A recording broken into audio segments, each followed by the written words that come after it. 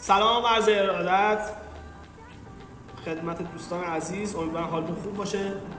اکبری هستم از تعمیرات ابزار. امروز یه دستگاه مینی فرز توسن مدل 3258 دستمون رسیده. مشتری مورد نظر ما، مشتری عزیز ما این دستگاه رو با ایراد قطعی دستگاه اومده پیشمون و خب بریم تست اولیه‌اش رو انجام بدیم تا ببینیم مرحله بعدی چی میشه.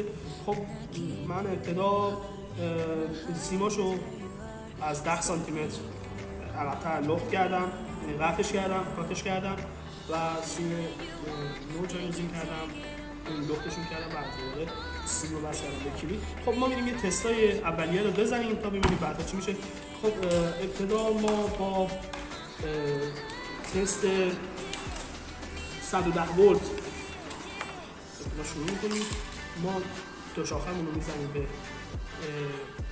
110 ولت ببینیم که عکس‌العمل دستگاه چیه. خدمت شما هستم که بعد بریم دنبال تست‌های بعدی. خب دوستان ما اینو وصل کردیم به کابل 110 می‌زنیم، می‌بینیم که این شاسی دستگاه است. می‌زنیم روشن می‌کنیم، می‌بینیم که عکس‌العملی دستگاه انجام نمیده. این دستگاه در حال حاضر خاموشه.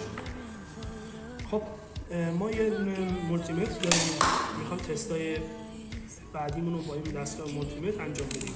این دستگاه مدل BC97 هست. اگه میخواین کارهای برقی یا کارهای تعمیراتی انجام بدید، این دستگاه فوق‌العاده خوبیه.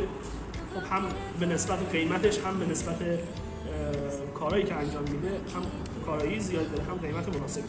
خب ما با تست بوق امروز کار داریم. این دستگاه رو میذاریم رو تست بوق، زیاد هم وقت نمیگیرم. از ابتدا که ابتدایی ترین چیزش دو شاخه دستگاه هست، ما شروع میکنیم از دو شاخه دستگاه تست میگیریم تا انتهای کاب ببینیم آیا وصل هست یا نه. خب ما یک سر دستگاه رو وصل میکنیم. خب ببینیم یک سر دو شاخه‌مون الان ببینیم اوکی. بوق که زمان که بوق میزنه یعنی مسیر سیم کشیمون اوکی. خب میریم آبی، اینم اوکیه. میریم بعدی از یک سمت کلید به سمت دیگه دستگاه، به سمت دیگه کلید تست میکنیم ببینیم آیا این سمت یعنی کلید ما کار میکنه یا نه. خب شاسی رو حالت وصل قرار میدیم. یک سمت دستگاه رو ما این بر میزنیم. خب ببینید زمانی که تست کنیم بعد یه سمتش خب این بر یه سمت هم ببینید ما الان بوق داریم. خب حالا اون سمت هم وصل میکنم ببینم آیا بوق میزنه یا نه. خب ببینید اون سمت هم بوق داریم. خب میریم قسمت بعدی، یعنی این سمت سیم کشی ها رو تست میکنیم ببینیم آیا اوکی هست. تست این قسمت رو، یعنی قسمتی که بالشتک وصل هست یا نه، ببینیم سیم کشیمون وصله. حتما باید جا زغالی و زغال دستگاه رو بیرون بیاریم. خب زغال دستگاه رو بیرون آوردیم. خدمت شما عرض شود که یک سمت این دستگاه رو میزنیم ببینید، یک سمت به این پایه و یک سمت به جا زغالی ما. ببینید یک سمتش باید بده، یک سمتش باید راه بده، یک سمتش نباید راه بده که همین الان که مشاهده میکنید این سمتش راه نمیده، این سمتش کار میکنه، یعنی تا اینجا اوکیه. خب حالا ما میریم اینو برمیگردونیم، این جا زغالی رو تست میکنیم. خب همینجوری که ملاحظه میکنید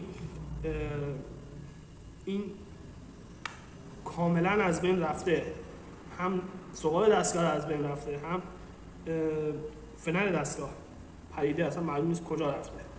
این همینجوری خالی روی این دستگاه بوده.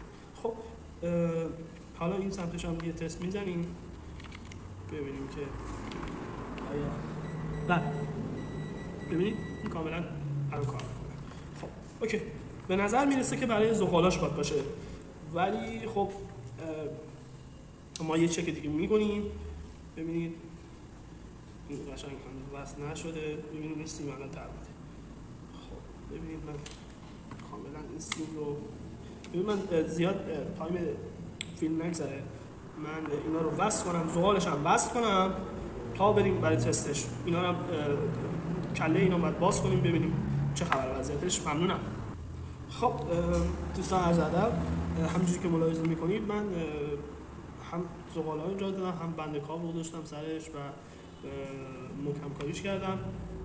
ابتدا میریم برای تست دستگاه با 110 ولت و بعدش با 220 ولت تستش میکنیم تا ببینیم که وضعیت دستگاه در چه حالتیه. خب این کابل 110 ما، خب همونجوری که ملاحظه میکنید دستگاه ما آب میکنه. خب حالا میریم با 220 ولت چکش میکنیم ببینیم در چه وضعیتیه. اینم دوستان عزیز، همینجوری که ملاحظه میکنید ما یکم جرقه داریم روی دستگاهمون، یعنی دستگاه ما بیش از حد کار کشیده و داغی بیش از حدی داریم روی دستگاه ما به مرور زمان وقتی طولانی باش کار میکنیم دستگاه ما دچار داغی آرمیچر میشه. این آرمیچر ما روش یک خطایی ایجاد میشه که خدمت شما عرض شود که دچار جرقه و دچار داغی بیش از حده و این رو نمیشه کاریش کرد مگر اینکه حالا یا باید بدیم به سیمپیچی کنه یا آرمیچرمون رو باید تعویض کنیم. در این صورت کارهای خیلی جزئی همکاران انجام میدن، مثل پالس گرفتن از روی کلکتور یا حالا کارهای دیگه که زیاد تاثیر آنچنانی روی آرمیچر ما نداره. خب من یه تست بکنم، شما اینجا ملاحظه کنید این جرقه‌ای که میزنه رو. خب اینو من بس کنم ابتدا.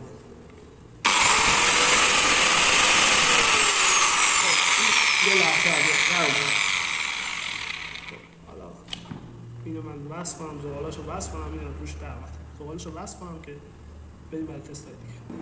خب دوستان ما این قسمت ایبوکسی دستگاه رو میخوام باز کنیم. یه دونه 4 تا پیچ آلن فور داره سرش. من اینا رو باز کنم تا برسیم به گیربکس دستگاه ببینیم وضعیت این چطوره. خب من اینا رو باز کنم مزاحم شما میشم. خب دوستان عزیز، من پیچای گیربکس رو باز کردم و بریم داخلش رو نگاه کنیم ببینیم در چه وضعیتیه. خب همونجوری که ملاحظه میکنید یه دنده داریم به نام دنده کرانویل. روی این دنده ها ببینیم در چه وضعیتی هست. به نظر میرسه که خوبه این دستگاه، وضعیتش به نظر خوب میرسه.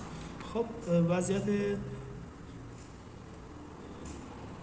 گریس دستگاه رو نگاه میکنیم ببینیم که اوکی، به نظر گریس دستگاهش هم کافیه. اوکی ببینید یه حد نرمالی داره دستگاه گریسش، نباید از اون حد کمتر باشه.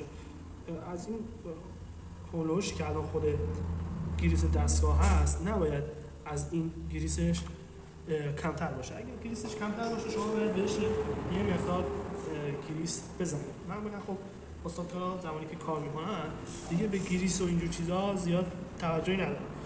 معمولا شما باز میکنید باید حتما گریس دستگاه رو نگاه کنید. این قسمت پینیون دستگاه است که مرکز انتهایی آرمیچر ما میشه. این پینیون میچرخه و روی کرانویل چرخش ایجاد میکنه، در نتیجه باعث میشه که این شافت ما بچرخه و عمل برشکاری انجام. خب اینو من ببندم، کارش اوکیه. خیلی ممنون و متشکرم وقت گذاشتید دوستان عزیز. تا آموزش‌های بعدی خدا نگهدار.